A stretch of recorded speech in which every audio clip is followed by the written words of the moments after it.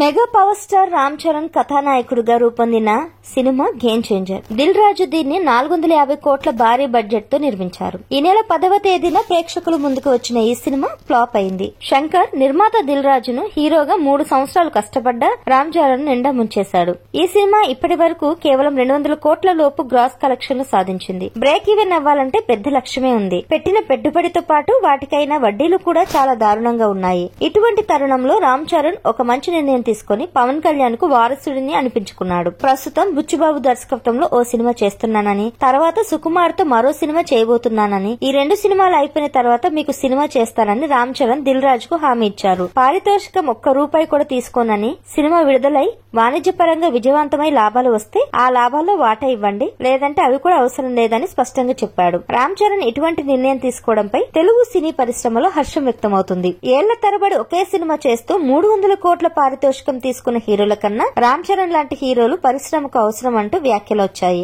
మాట తప్పనని రామ్ చరణ్ దిల్ రాజుకు గట్టిగా చెప్పారు. ఈ విషయం తెలుసుకున్న మెగా అభిమానులు ఎంతో సంతోషాన్ని వ్యక్తం చేస్తున్నారు.